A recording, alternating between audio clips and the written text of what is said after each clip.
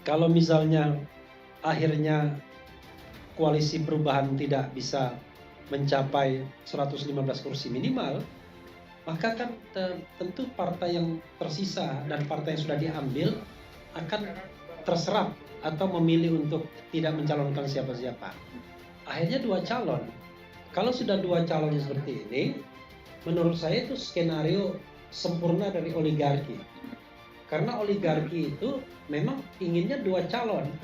Kan dua calon itu mudah untuk bicara mengenai mengatur suaranya. Ternyata ada main masternya di belakang wacana dua pasang ini, dan itu adalah dari Jalan Tanah Abang 3 ya, CSIS ya. Dan sepertinya saya nyebutnya CLBK nyebutnya. Oke. Cerita lama mau balik lagi. Bahkan mohon maaf dengan segala hormat, bukan mustahil apabila calon berikutnya kita sebut si B itu memang dipersiapkan daripada calon tunggal.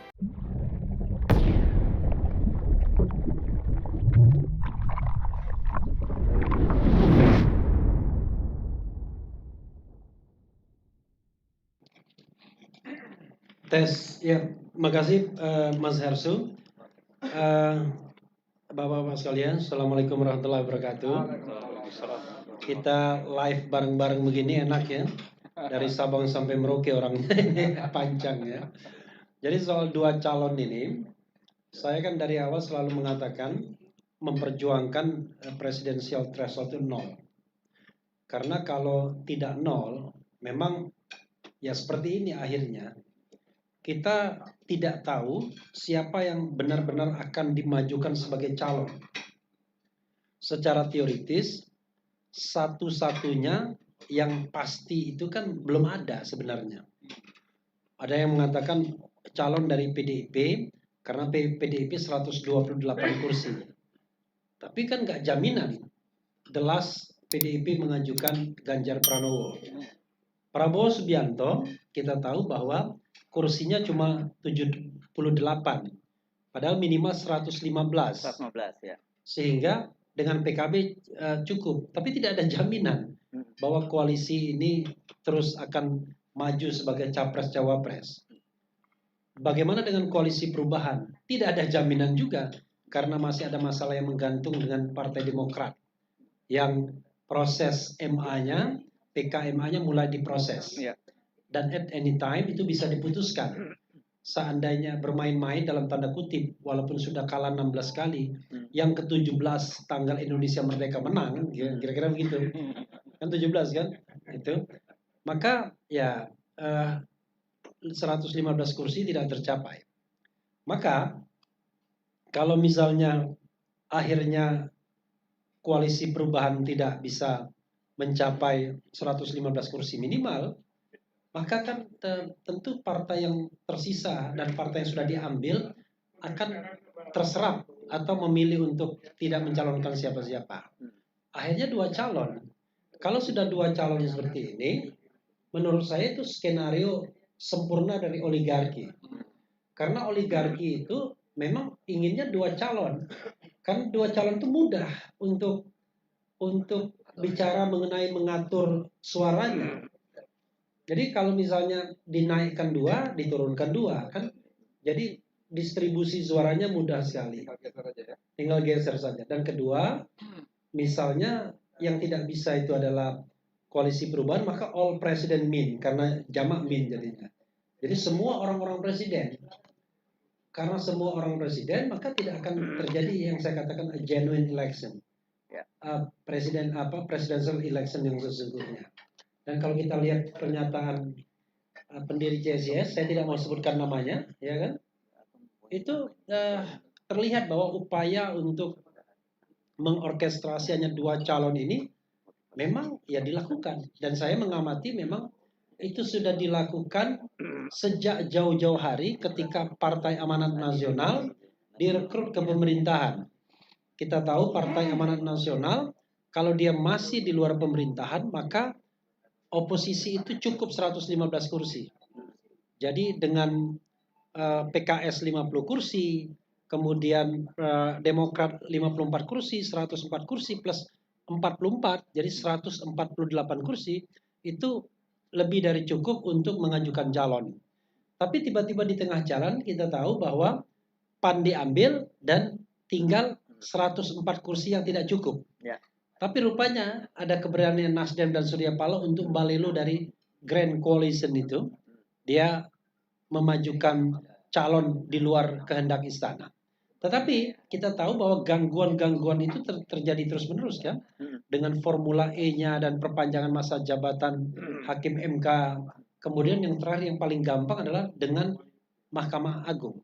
Karena begini, kalau Formula E dan perpanjangan masa jabatan itu lebih direct kepada calon dari koalisi perubahan.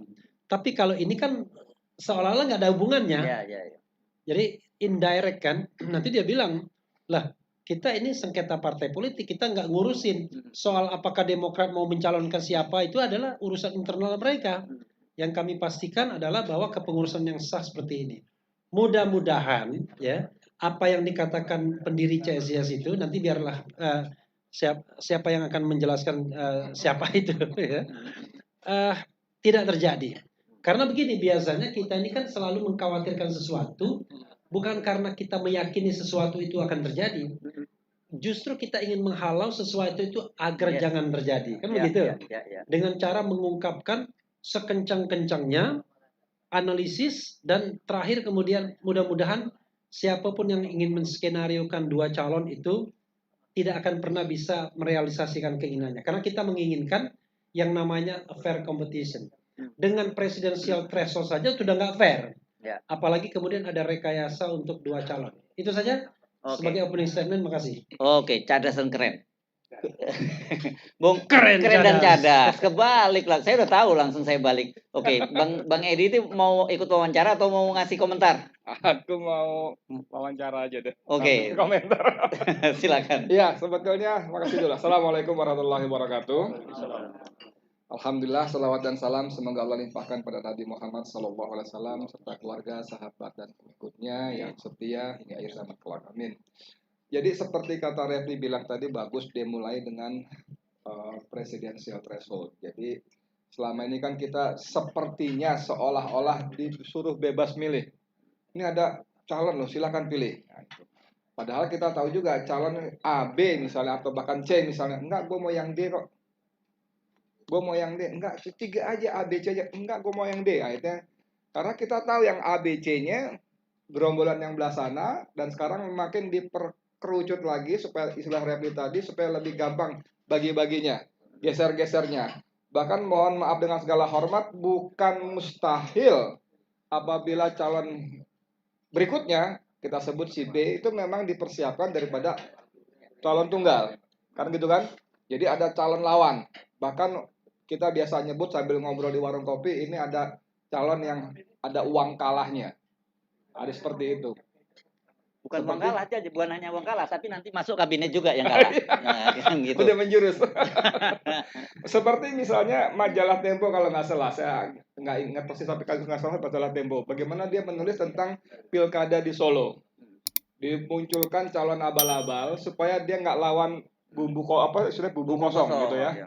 Nah itu karena itu kan nggak elok sekali gitu loh. Tapi memang udah dipersiapkan dia yang main. Nah begini juga ini. Tapi yang menarik adalah bahwa Hersu tadi dari awal mengatakan oh ternyata gitu kan.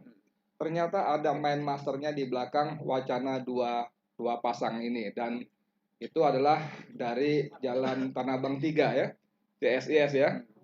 Dan sepertinya saya nyebutnya CLBK nyebutnya. Oke. Cerita lama mau balik lagi. Ya. Jadi bagaimana pada masa saya juga baca itu tadi karena orang semua langsung begitu dia ngomong, wah orang mulai curiga begitu dan nanti kita mesti tanya orang-orang lama ya soal itu ya. Bener nggak sih mainannya seperti itu gitu loh.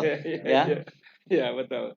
Jadi bagaimana selama Orba berkuasa, CSIS ini dengan singkatannya kemudian dibelokkan ke sana kemari ya, ada bawa-bawa etnis segala macam.